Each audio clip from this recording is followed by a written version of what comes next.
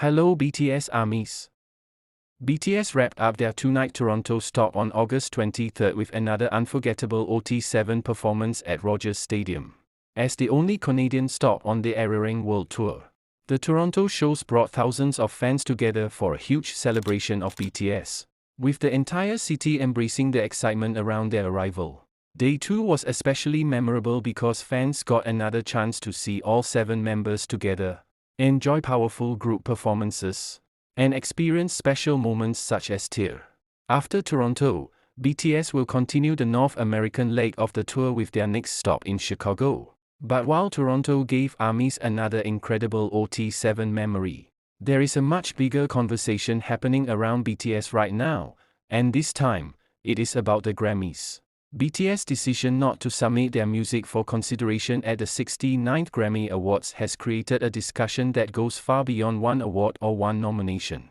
In my opinion, the most important part of this story is not whether BTS wins a Grammy.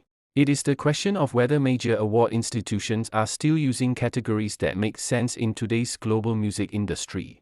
BTS have already reached a level where their music is consumed worldwide, regardless of language or geography. Their audience does not listen to music according to borders. So it is understandable why the group would question a system that separates music primarily based on where it comes from or what language it uses. The Recording Academy introduced a new Asian pop category for the upcoming Grammys, covering music associated with Asian markets and requiring meaningful use of one or more Asian languages. BTS subsequently announced that they would not submit their music this year, saying they hope music could be heard and appreciated without being divided by region or language. And that statement is important because it changes the entire nature of the conversation. This is not simply about BTS saying they do not want an award. It is about asking whether geographical identity should determine where an artist belongs within a major global music competition. At first, creating an Asian pop category may sound like a positive step. Asian artists have historically faced barriers in Western music markets, and giving them a dedicated platform could potentially create more visibility. But there is another side to the argument. If an artist has already become part of the global mainstream, does placing them into a regional category actually create inclusion? Or does it unintentionally create another boundary? That is the question BTS' decision has brought to the surface. Music itself does not recognize borders in the same way institutions sometimes do. A listener can play a BTS song, a Bruno Mars song, a Rose collaboration, a Coldplay track, and an Indian artist's song within the same playlist without thinking about which continent each song belongs to. Streaming platforms have completely changed how people discover music. A song can become popular in another country within hours. And artists can collaborate across languages and cultures without needing permission from traditional industry gatekeepers. That makes the idea of separating music by region increasingly complicated.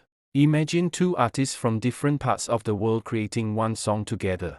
One artist may sing in English, the other in Korean, Japanese, Spanish, Hindi, or another language. Where exactly does that song belong? The modern music industry is becoming increasingly international. While some award categories still rely on boundaries that were created for an older version of the industry, and BTS is perhaps the clearest example of why this conversation matters. They have spent years breaking through barriers that once seemed almost impossible for an Asian group. Their success did not come simply because a Western institution decided to give them a place. They built an enormous audience first, and that audience helped push them into spaces where Asian artists had historically received limited attention. Their global concerts, collaborations, chart achievements, and cultural influence have already established their place in international pop culture. This is why the power dynamic surrounding the Grammys feels different today compared with several years ago. There was a time when a Grammy nomination could feel like the ultimate validation for BTS and ARMY. Every nomination, performance, and appearance represented another step forward. But now BTS have reached a point where they do not need a trophy to prove that they are globally successful. A Grammy would certainly remain prestigious, but their career and legacy do not depend on receiving one. And that is where I think the real significance of this decision lies. BTS have enough influence to say, This system does not represent how we want our music to be understood, and still continue their career without that institution defining their success. Very few artists have the global reach required to make such a decision without potentially sacrificing enormous opportunities. That is why this situation has attracted so much attention. However, I also think it is important not to turn this into BTS versus every other Asian artist. If another artist eventually wins the new category, that achievement should not be mocked or dismissed. Those artists did not create the category or decide the Grammy rules. They are simply making use of an opportunity available to them. The real question should be directed toward the system itself. Does creating regional categories ultimately help artists become part of the global mainstream? Or does it keep them separated from it? There is also a difference between celebrating Asian music and limiting Asian music. Asian artists absolutely deserve recognition. K-pop, J-pop, C-pop, Indian music, and countless other Asian musical traditions have contributed enormously to global culture. But recognition does not necessarily have to mean permanent separation.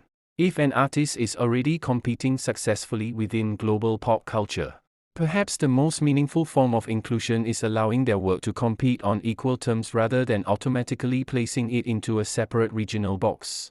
The response from the Recording Academy is therefore worth watching closely.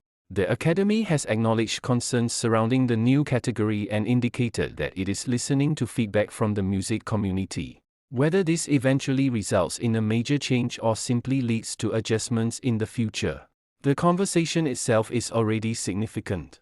BTS have forced people to ask questions that probably would not have received the same level of attention without their participation, or, in this case, their decision not to participate.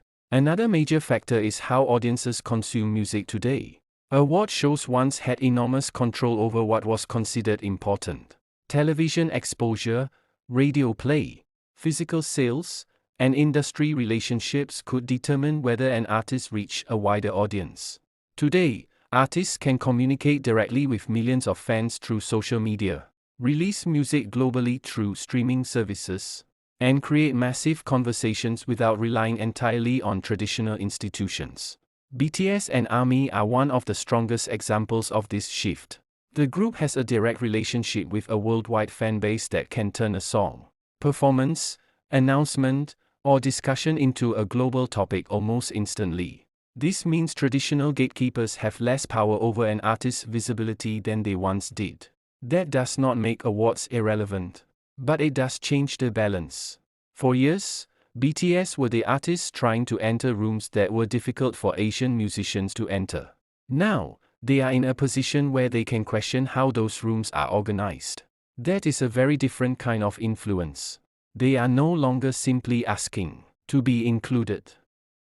They are asking whether the definition of inclusion itself needs to change. And honestly, that may become the bigger legacy of this entire Grammy controversy. Whether BTS eventually returns to the Grammy process or continues taking a different approach, the debate has already exposed an important gap between the way audiences experience music and the way institutions categorize it. Fans increasingly see music as global, while traditional systems sometimes continue to divide it by geography, language, and market. Of course, the Grammys still carry enormous prestige, and it would be unrealistic to pretend otherwise. A nomination or victory can be extremely meaningful for artists, especially those still building their international careers. But institutions cannot depend forever on the reputation they built decades ago. They have to evolve alongside the artists and audiences they represent. If the music industry becomes more global while award categories remain heavily divided by region, that disconnect will only become more noticeable. BTS' decision therefore feels less like the end of a relationship with the Grammys and more like a challenge to rethink that relationship. The group has already spent years proving that Korean artists can compete on the biggest stages in the world. Now the conversation has moved to something deeper. Why should music need a geographical label before it can receive recognition? Toronto's Day May 2nd have given ARMYs an incredible OT7 memory. But the Grammy debate is creating a different kind of BTS moment, one that is about influence, representation, and the future of global music. BTS have reached a point where their biggest impact may not simply come from the awards they receive, but from the conversations they inspire and the standards they challenge. So what do you think, ARMYs? Should global music awards continue creating regional categories to increase representation? Or should artists like BTS simply be judged alongside everyone else based on their music, impact, and achievements? Let me know your thoughts in the comments. And if you're following the rest of the ARIRANG World Tour, subscribe to this channel for more BTS concert updates, Grammy developments, fan reactions, and the latest news surrounding all 7 members.